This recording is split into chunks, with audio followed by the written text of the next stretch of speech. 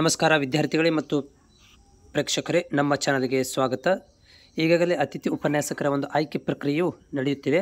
ನಿನ್ನೆಗೆ ಏನು ಮಾಡಿದ್ದಾರೆ ಅಂತಂದರೆ, ಏನೆಲ್ಲ ಅಪ್ಲಿಕೇಶನ್ಗಳನ್ನು ನೀವು ಹಾಕಿದ್ರಿ, ಸೊ ಆ ಒಂದು ಅಪ್ಲಿಕೇಶನ್ಗಳ ಒಂದು ಲೀಸ್ಟನ್ನು ಬಿಡುಗಡೆ ಮಾಡಿದ್ದಾರೆ. ಅಂದರೆ ಯಾರೆಲ್ಲ ಅಪ್ಲಿಕೇಶನ್ಗಳನ್ನು ಹಾಕಿದ್ರು, ಆಮೇಲೆ ಯಾವ ಒಂದು ಕೋಟಾದಡಿಯಲ್ಲಿ ಯಾವ ಸಬ್ಜೆಕ್ಟ್ಗೆ ಕೇಳಿದ್ರು, ಅವರ ಎಲ್ಲ ಒಂದು ಮಾಹಿತಿಯನ್ನು PDF ಒಳಗಡೆ ಏನು ಮಾಡಿದ್ದಾರೆ ಅಂದರೆ ಅಪ್ಡೇಟ್ ಮಾಡಿದ್ದಾರೆ. ಅದರಲ್ಲಿ ಏನಾದರೂ ನಿಮ್ಮಗಳಿಗೆ ತಿದ್ದುಪಡಿ ಮಾಡ್ಕೋಬೇಕಂದ್ರೆ ಅದಕ್ಕೂ ಕೂಡ ಏನಂದರೆ ನಿಮ್ಮಗಳಿಗೆ ತಿದ್ದುಪಡಿ ಮಾಡ್ಕೊಳ್ಳಿಕ್ಕೆ ಒಂದು 8ನೇ ತಾರೀಕು ತನಕ ಕಾಲಾವಕಾಶವನ್ನು ಕೊಟ್ಟಿದ್ದಾರೆ.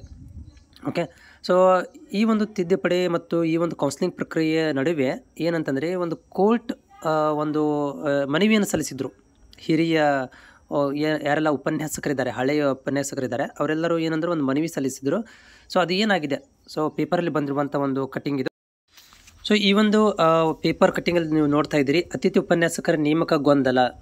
ಸೊ ಏನಾಗಿತ್ತು ಅಂದರೆ, ಈಗಾಗಲೇ ಒಂದು ಹಿರಿಯ ಉಪನ್ಯಾಸಕರು ಏನು ವರ್ಕ್ ಮಾಡ್ತಾ ಇದ್ದಾರೆ ಆಲ್ರೆಡಿ, ಅವರುಗಳು ಏನು ಮಾಡಿದ್ದಾರೆ ಅಂದರೆ ಕೋರ್ಟಿಗೆ ಹೋಗಿದ್ದರು. ಏನಂದರೆ UGC ಮತ್ತು UGC ಥರ ಮಾನದಂಡಗಳು ಎಂಬ ಗೊಂದಲಕ್ಕೆ ಪರಿಹಾರ ನೀಡಿ ನಮ್ಮನ್ನು ಮರು ನೇಮಕ ಮಾಡಿಕೊಳ್ಳಬೇಕು, ಸದ್ಯ ನಡೆಯುತ್ತಿರುವ ನೇಮಕಾತಿ ಪ್ರಕ್ರಿಯೆ ನಿಲ್ಲಿಸಬೇಕು ಎಂದು, ಮೊದಲಿನಂತೆ ನಮ್ಮನ್ನು ನೇಮಕ ಮಾಡಿಕೊಳ್ಳಬೇಕು ಎಂದು ಹಿರಿಯ ಅಭ್ಯರ್ಥಿಗಳು ಹೈಕೋರ್ಟ್ ಮೊರೆ ಹೋಗಿದ್ದರು.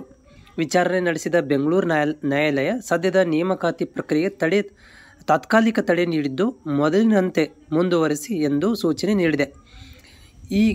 ಈಗ ಕಾಲೇಜು ಶಿಕ್ಷಣ ಇಲಾಖೆ ಮುಂದೇನು ಮಾಡುತ್ತೆ ಎಂದು ಅತಿಥಿ ಉಪನ್ಯಾಸಕರು ಕಾಯುತ್ತಿದ್ದಾರೆ. ಅಂದ್ರೆ ಈಗ ಈ ಒಂದು ಬೆಂಗಳೂರು ಹೈಕೋರ್ಟ್ ಏನು ಮಾಡಿದೆ ಅಂತಂದರೆ, ಈಗ ಒಂದು ಅದನ್ನು ತಾತ್ಕಾಲಿಕ ತಡೆ ಹಿಡಿದಿದೆ ಮತ್ತು ಮೊದಲಿನಂತೆ ಮುಂದುವರಿಸಬೇಕು ಅಂತ ಹೇಳಿದ್ದಾರೆ ಅಂತ ಹೇಳ್ತಾ ಇದ್ದಾರೆ.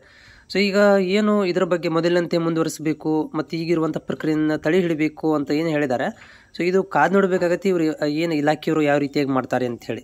ಯಾಕಂದರೆ ಇಲ್ಲಿ ಹಳೆಯ ಒಂದು ಅಭ್ಯರ್ಥಿಗಳಿಗೂ ಕೂಡ ಮೋಸ ಆಗಬಾರ್ದು, ಅದ್ರ ಸಲುವಾಗಿ ಏನಾಗಿದೆ, ಕೋರ್ಟು ಕೂಡ ತಡೆ ಹಿಡಿದಿದೆ. ಮತ್ತು ಈಗ ಹೊಸ ಅಭ್ಯರ್ಥಿಗಳು ಕೂಡ ನೇಮಕಾತಿ ಮಾಡ್ಕೋಬೇಕು ಮತ್ತು ಹೊಸ ನೇಮಕಾತಿ UGC ನಿಯಮಾನುಸಾರ ಕೂಡ ಏನು ಮಾಡ್ತಾರೆ ಅನ್ನೋದನ್ನು ಈಗ ಕಾದು ನೋಡಬೇಕಾಗತ್ತೆ. ಇದರ ನಡುವೆ ಈಗಾಗಲೇ ನಿಮ್ಗಳಿಗೆ ಎಡಿಟಿಂಗ್ ಮಾಡಲಿಕ್ಕೂ ಕೂಡ ಒಂದು ಅನುಮತಿಯನ್ನು ಕೊಟ್ಟಿದ್ದಾರೆ.